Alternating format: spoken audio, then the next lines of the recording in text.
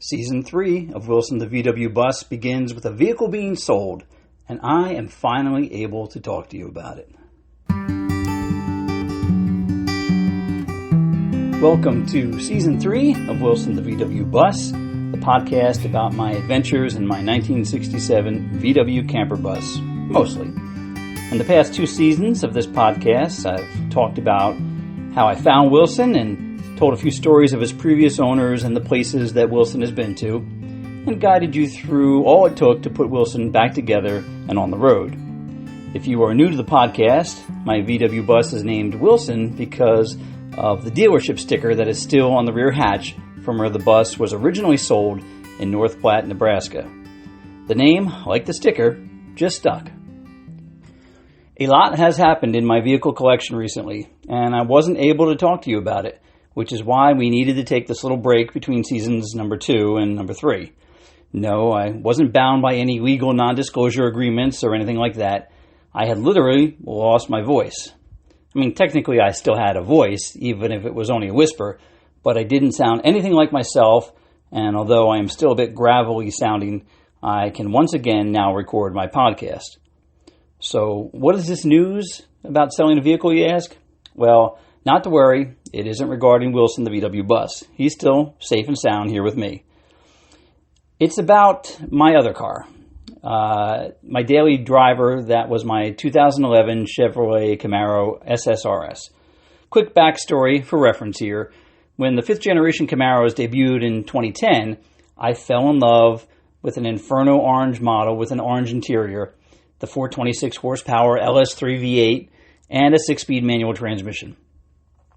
I looked for a long time for one of these, but I just could never find one.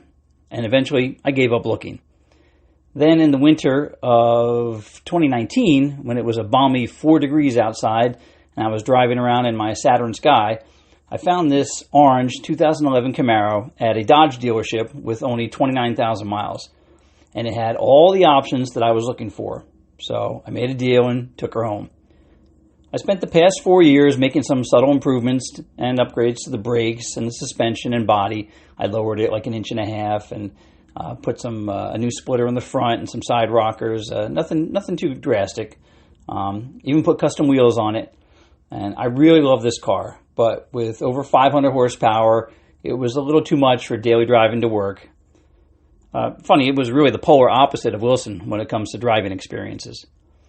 Anyway, I've been thinking about letting the Camaro go because it was actually worth a few $1,000s more now than when I purchased it, and I was ready to move on. If you remember from my personal disclosures in Season 1, I have sort of a catch and release issue when it comes to vehicles. I don't have an excuse, really. I like what I like, and I acquire hopeless basket cases that need love and need fixing up, and then I fix them and enjoy them and then eventually sell them and acquire another basket case. I put the Camaro up for sale, and it was sold within hours to a lucky guy named Scott. I wish him the best of luck with it. I have no idea what I'll be driving next other than Wilson. Will it be another classic, a muscle car, a European sports car, maybe a truck, maybe a VW Type 1? I don't know. At this time, all I definitely know is that Wilson is ready to be my main ride for the summer. Now, let's get back to talking about V-dubs. I was getting ready for the Dubs in the Shrubs event a few weeks ago, and then out of the blue, I was contacted on Facebook by a fellow bus owner about what I had done to Wilson for the camper interior insulation. A woman named Linda sent me the following inquiry. Hi, Joe. I just found your podcast, and I'm at podcast Season 1, Episode 4 and 5. You mentioned rock wool insulation. I have a 67 Westie pop top here in Red Bank, that's down here in New Jersey, and after 16 years on the Samba site, I had never heard of using rock wool for insulation. Can you tell me about how it doesn't hold moisture, as I'd like to know how it works before I finish my interior? So Linda also posted a similar question to me on the Samba forums as well, and I told her that I have rock wool here in my home, and that I came across a bunch of camper folks online using it for their camper insulation. Some of them were VW buses, some of them were camper vans, like Sprinter vans that they had worked on. There's a bunch of them out on YouTube and online on the different forums. So rock wool is made of 75% recycled materials. It's mainly superheated rocks that are spun like cotton candy. It is fire resistant up to 1400 degrees Fahrenheit. Rock wool also has excellent heat retention during those cold weather months with an R value between 3 and 3.3 per inch of insulation, and that it retains that thermal efficiency over several decades with minimal degradation in its R value. So it's great also at soundproofing. Rock wool is water repellent and allows the moisture to escape and prevents the growth of mold because the insulation is inorganic. So it makes a poor medium for mold and mildew to grow there as there's nothing for them to use as energy. The only downside that I could find with rock wool is that it's a little bit heavier than fiberglass insulation, but you can get it at your local big box Home Depot or Lowe's stores. I hope to run into Linda at a local car show or VW event in the future.